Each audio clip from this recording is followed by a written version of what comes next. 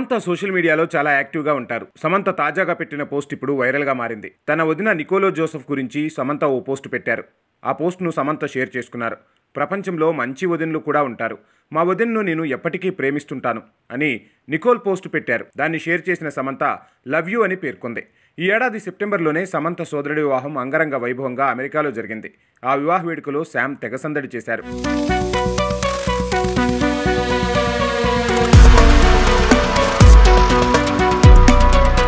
తన ఇన్స్టా స్టోరీలో సిటాడెల్ టీంతో దిగిన ఫోటోను కూడా సమంత పంచుకున్నారు.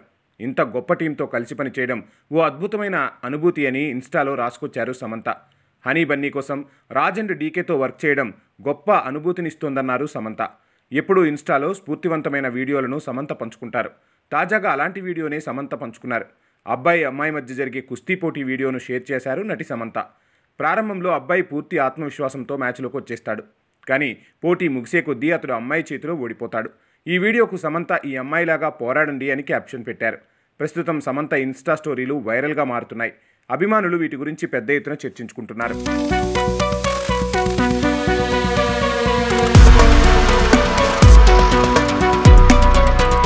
సమంత ఇటీవల తన తండ్రిని కోల్పోయి తీవ్ర విషాదంలో ఉన్నారు. చిన్నతనంలో తండ్రి అన్న మాటలు తన ఆత్మవిశ్వాసంపై ఎంతో ప్రభావం చూపించాయని ఎన్నో సందర్భాల్లో గుర్తు చేసుకున్నారు సమంత.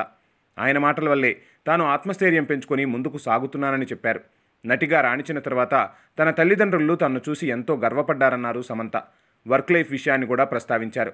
ప్రస్తుతం ఆమె నటించిన Citadel, honey Bunny Amazon prime video వేదికగా స్ట్రీమింగ్ అవుతుంది. దీంతోపాటు మా ఇంటి బంగారంను కూడా ప్రకటించారు. రక్త బ్రహ్మాండ అనే వెబ్ సిరీస్ కూడా సమంత జాబితాలో ఉంది.